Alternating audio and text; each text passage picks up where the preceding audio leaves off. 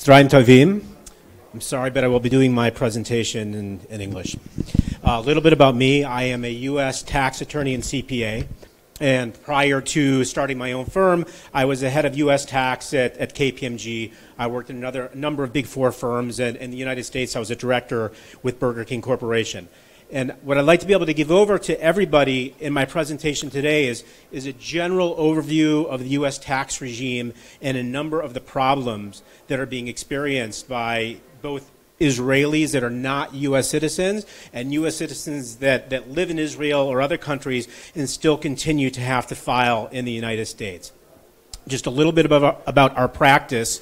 We file tax returns for Israelis and U.S. citizens that reside here, individual returns, corporate returns, partnership returns. We also give regular yautz mas, anything that has to do with U.S. tax filings. In addition to that, we do due diligence reviews. For example, a client walked in the door the other day. She is one of three sisters that has an investment in the United States. She received an inheritance from her father of a building that's in a partnership. To make a long story short, she should be receiving around $200,000 a year of distributions from this partnership. She's only getting $60,000. She has two brothers who are controlling the situation in the United States. And she's like, I don't know why I'm not getting my money. When we ask for certain documentation, they won't give it to us because it appears that there's something going on behind the scenes. So very gently, we approach the tax preparers for the partnership in the United States, and by just asking for certain information that had nothing to do with the financial statements, we were able to determine that the other partners were each taking out $500,000 a year, whereas the sisters were only getting a very small portion of that. So now they're able to recoup their losses. So just kind of how this works together with tax. Tax is one side, but when you're investing in the U.S. with other people, you need to be able to have the ability that your tax provider is able to understand what's going on behind the scenes to make sure whatever part that you are required to receive, you're getting.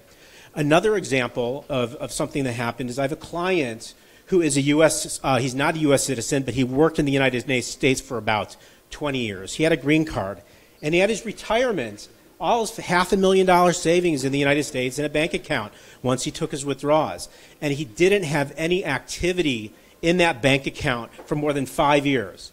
And so the light bulb clicked on in his head, and he said, I need to go and check what the status is with my bank so I can bring my money back to Israel. And he was mortified to find out that the bank in Bank of America had closed his accounts and had no idea what happened to the funds. Well, what most people don't know is there's a law in the United States that if you have an inactive bank account, the bank is required to close that account and turn the money over to the state government in the last address where you lived. So we were able to assist him in recovering those funds and then to repatriate those funds to Israel. So those are just a few examples of some of the things that we do. Let's talk about who's required to file a U.S. income tax return.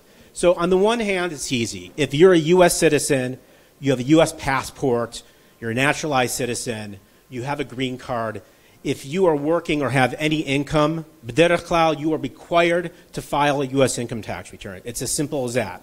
Now, there's some very limited exceptions for not having to file, but if you're somebody who doesn't make any money and you're a U.S. citizen, you want to continue to file because, let's say 2 years down the road, you're employed, you have some passive income from investments, and now you're required to file, the IRS may come to you and say, well, wait a second, what happened? You didn't file a return. So it's not a good idea to have gaps in your filing history. In addition to this, if you're a non-U.S. person, so you don't have the U.S. passport, you're not a green card holder, you haven't lived in the United States for 183 days, but if you're investing in U.S. real property that's going to create haknasot, you will also be required to file a U.S. income tax return. But in order to file that income tax return before you go into the investment, it's very important that you receive what's called an ITIN, which is an individual taxpayer identification number. It's כאילו like it's mispar mas Amerikai. Because without this number, if there's mas b'makor, you're not going to get credit for the tax that you paid in the United States. And even though they'll give you a TOFIS that says, okay, we withheld $10,000 of tax at the source in the United States, without that tax ID number on that document, the IRS cannot match up the taxes that you paid in the United States. And you may get a letter from the IRS saying, wait a second, you filed a return, you said you had $100,000 of income, $10,000 of tax paid, but we don't have any documentation substantiating the fact that you actually paid this tax. So it's important that anybody who's not a U.S. person that is going to go and invest in the United States, there has to be a seder. You have to make sure you get your tax ID number, you meet with somebody so they can understand what you're going to invest in, so that they can maybe give you some advice. For example, in the last presentation, we heard about mas izavon. In the United States, there's an inheritance tax. If you're a U.S. citizen, the present exemption is $11 million. For adjusted for inflation, about $11.5 million. If you're not a U.S. person, that exemption, that patur from tax, from inheritance tax, is only $60,000. So you can do the math. If the rate is 40%, you have $1 million property. At the end of the day, if something happens to the owner of that, if they ever want to transfer title and sell that, they're going to pay $400,000 of tax. That's just how it works. But there are ways to mitigate this, using different structure, using a corporate structure, to put it in some other vehicle to avoid having these problems. But the only way to make sure this can happen is to get ahead of the game and not wait for the bad things to start to happen. So there are a number of challenges of being a U.S. citizen that resides overseas. One is just the concept of compliance. In Israel, if somebody works for a company and they're a sakhira, and they get at the end of the year they get a tofas mevashesh, they don't have to file an independent tax return. That's it. In the United States, it's a completely different game. You must file.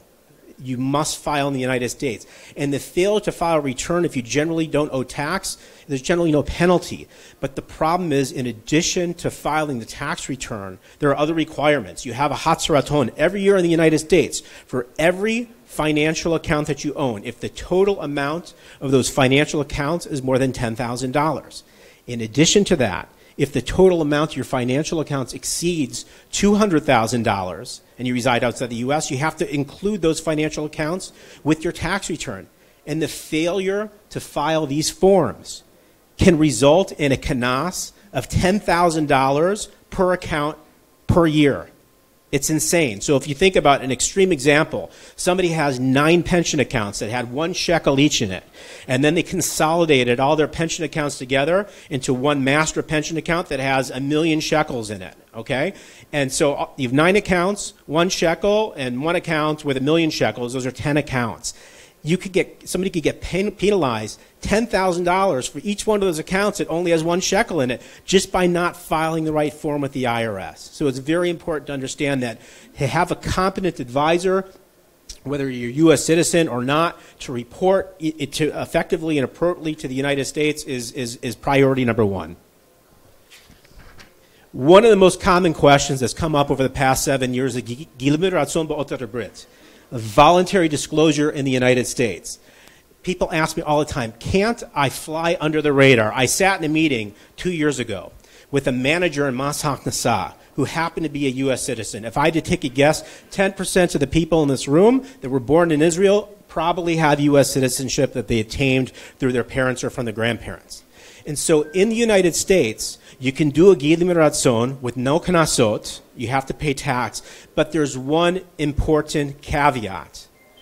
Your compliance for not filing must not have been willful. So the point is, even though this person was making, let's say, 20,000 shekels a month, owed no tax to the United States, when we give our michtav that explains their life circumstances, it wouldn't be plausible for somebody in the IRS who's reading this letter to say, how can somebody who works for the Israeli tax authorities not know that they had to file a U.S. tax return? So the Gilum Ratzon in this instance was not appropriate, and he selected another venue to come clean with the United States. That's one example. How is the U.S. government learning about individuals that live in Israel and other places that have citizenship? It's very simple. It's called FATCA. the Foreign Account Tax Compliance Act that was passed, I believe, in 2011. What it does is it makes the Israeli banks the gatekeeper for reporting and identifying U.S. citizens. I want to repeat that. The Israeli banks have become an arm of the Internal Revenue Service for identifying U.S. citizens abroad. And anytime somebody goes to open an account or they have an existing account, if it says on the Teudat Zehut that you were born overseas, they know you're a U.S. citizen. And once they know that, they're going to ask you to sign a TOFES. It's called a W-Tesha. And the W-Tesha is a certification under penalty of perjury that you are a U.S. citizen. And ultimately, that information gets transmitted to the Internal Revenue Service. And there's another TOFES. It's called the W-Shmona. That's a certification under penalty of perjury that you are not a U.S. citizen. And if somebody signs that and they are a U.S. citizen, that's a crime. That's plili in the United States. It's something that you don't want to do. So just to be aware that the Israeli banks are really the ones who are driving the force to bring all the U.S. persons, let's say, shall we say, out of the woodwork and bring them into compliance.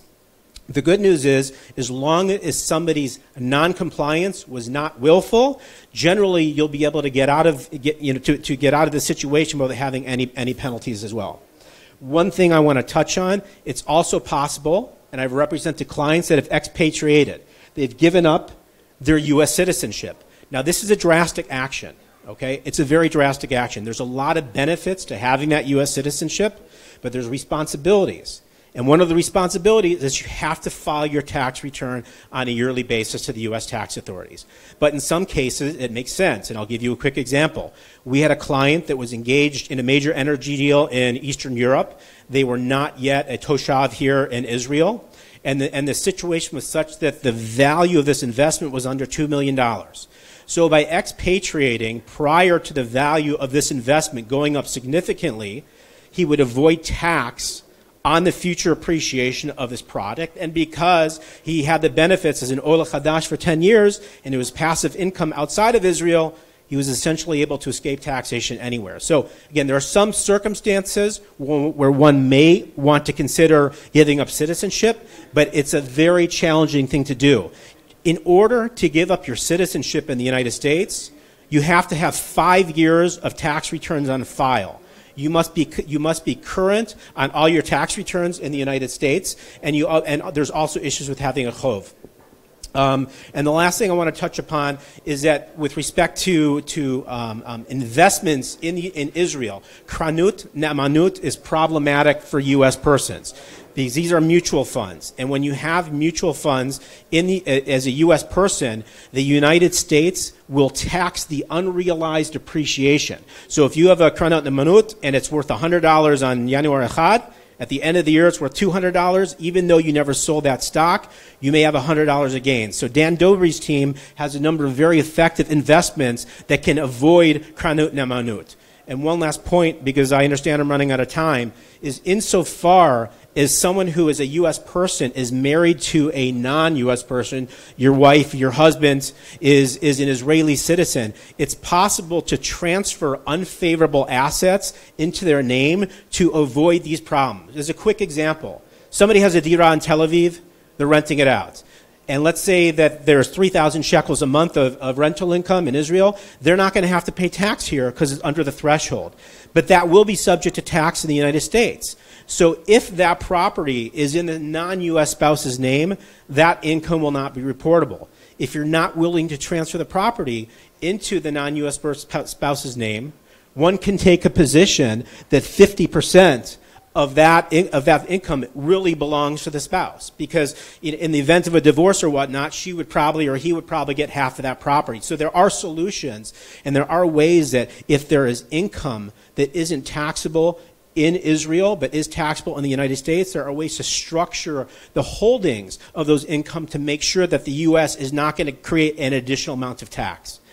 So just to kind of recap, the U.S. tax regime, it's just I could talk for 8 hours on it. Every year as a CPA, one must do 40 hours of continuing professional education. It's easier for me to prepare an 8-hour seminar and try to cram so many concepts into a 20-minute seminar. But the important point that everyone should take away from this, if you're an Israeli that's looking to invest in the United States, or you're a U.S. person that needs to file in the United States, it's important to talk to somebody and to make sure that you're doing it right. Because we can either save you tax or we can save you problems down the road, and that's something that's very important for everyone to consider. Thank you.